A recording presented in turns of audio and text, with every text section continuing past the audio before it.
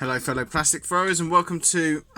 I wasn't planning on doing airsoft unboxings, but we might as well do one. These two packages are from Mancraft in Poland and TAG, Tactical Airsoft Gear, I think that's what it is, which is in Holland. Not the same thing as Tag Innovations or whatever it's called. So let's get unboxing then. Right, this one I think is from... Oh, it's Deutsche Post.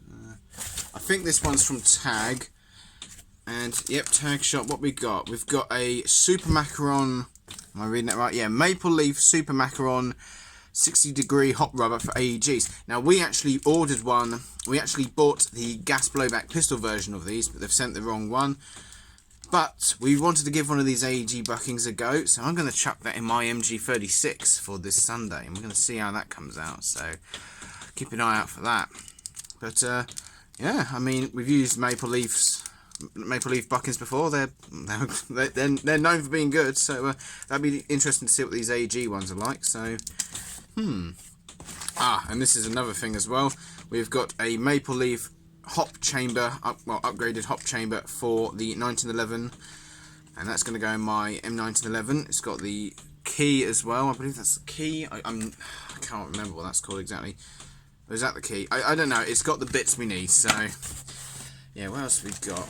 Let's have a look at the elephant in the room. This is a Tipman.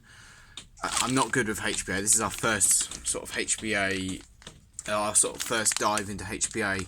So I'm don't really understand it that much. This is a 0.3 litre, 13 cubic inch, 3000 psi tank. Now, apparently with this should give us about 2,000 shots out of the striker. Yeah, that's nice. Something goes on the end there. I'm guessing that cap's supposed to keep dust out, so we're going to keep that off. I'm assuming the airline goes on there. I didn't realise these things came with pressure gauges standards. I thought that was like aftermarket or add-on. So pressure gauge. I've got high pressure aluminium alloy cylinder with one-piece burst disc assembly. That's good. I'm a bit twitchy about high pressure air, especially at college when we're using air guns and airlines. I don't like mucking around with high pressure air, but it'll be fine. It's just me being fussy. For that, we've also got a Vulcan VTAC universal tank pouch, which is presumably for said tank. I don't know what colour it is. Olive. I mean, I'm colour blind, so I have to go by the labels.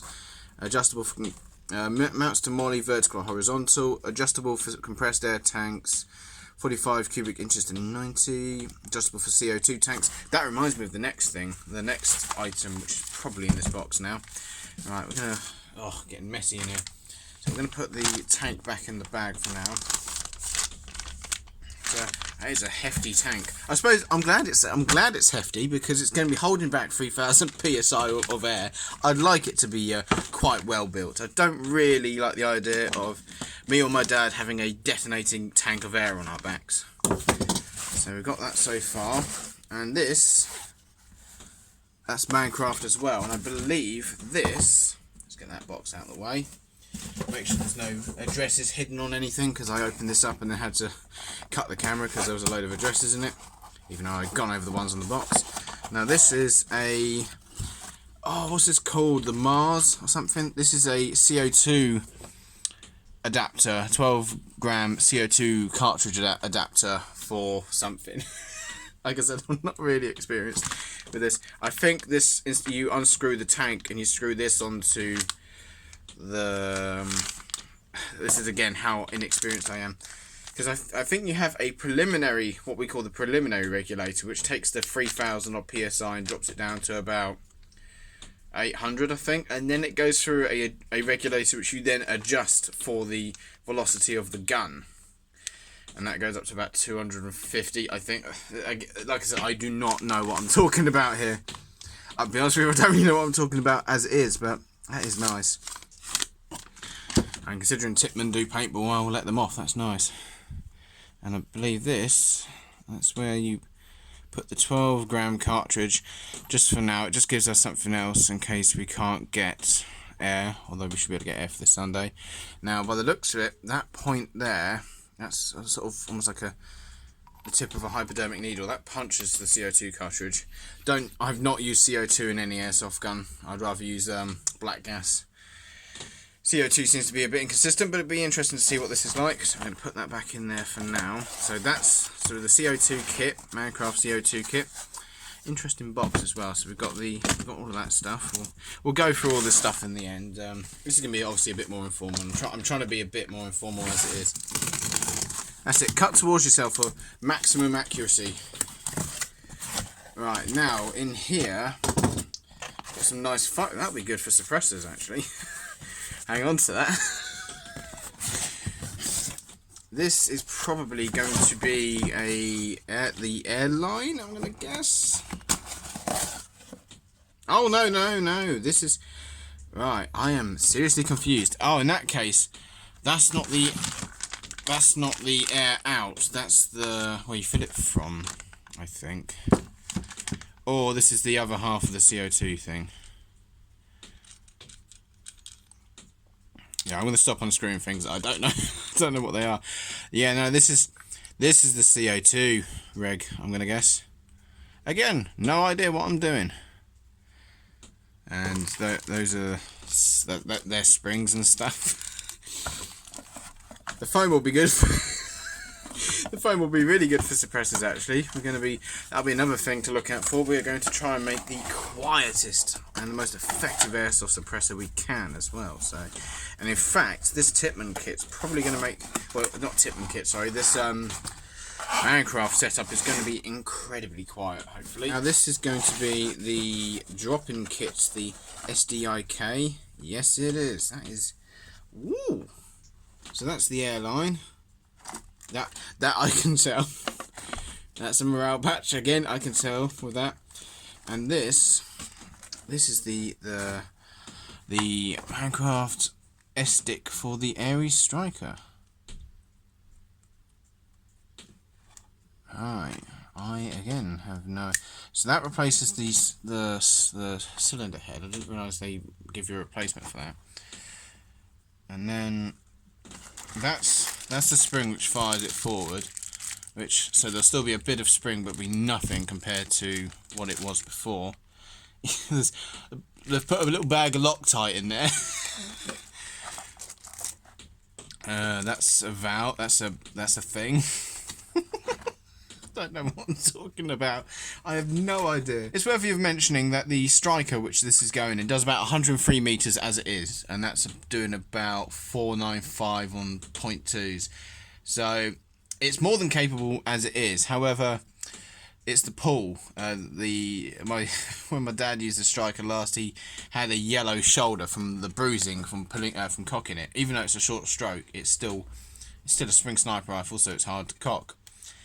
And this is also just to see how much performance we can squeeze out of it, because being an AS01, and it's because it's short strokes, there is a limit of volume on the Striker system, so you can't get any sort of dual creep. So if you put, obviously you got to, when you dual creep, make sure you stay under the limits, otherwise you just, let's not be a cheater. Because of the low volume on the Striker, if you go heavier than a 4.3, we found, it drops the velocity down.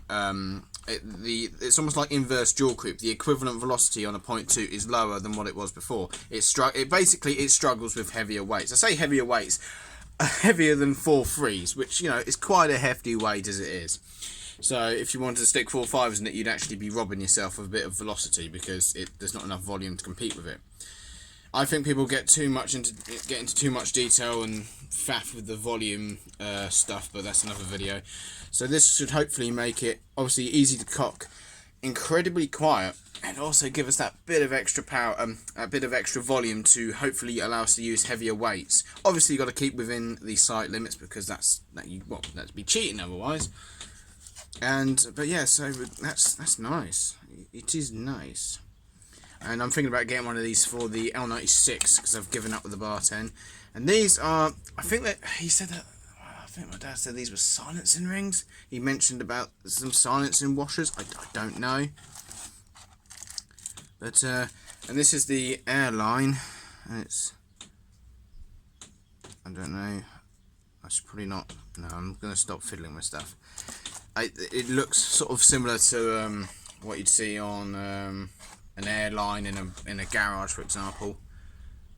But yeah, it's a lot thinner than what I was expecting. I suppose a lot of the other airlines have sort of a frilly, fat sort of cover on them, but this is very thin.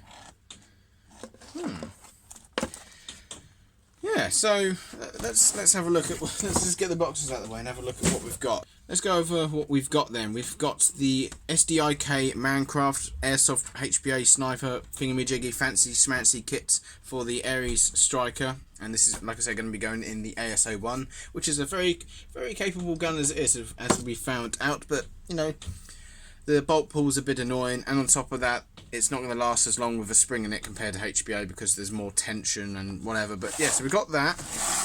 I can't remember what's in this. I think we got that. Don't know what that is again. That's a regulator of some sort. Oh, I think I'm starting to get this now. I'm going to hazard a guess. Don't really want to start screwing things together. Oh, this is starting to look familiar. So that's right. I'm getting you now. I'm discovering things right now. That's the fill port for the tank. And that gauge on the tank's just telling you the pressure in the actual tank. That's for regulating what goes out to the gun. Yes, I'm starting to get it now. Journey through discovery, or whatever the phrase is. So yeah, and then that allows you to adjust the. Presumably that allows you to adjust the pressure. Is there like a competition lock or whatever it's called? It's the thing which allows you to put a cable tie through. That presumably allows you to adjust the pressure. That's just a thing to look good. I don't know. How do you lock this thing? How do you stop it from people just cranking the volume up? There must be some way of doing it, because they put like a cable tie hole so you can put a cable tie through to stop people from getting past chrono and then just cranking it all the way up and punching holes in people, which is where HPA got its bad name, really, because people couldn't behave themselves, but they had to ban, so they banned the item, they banned the object rather than the person who would do that.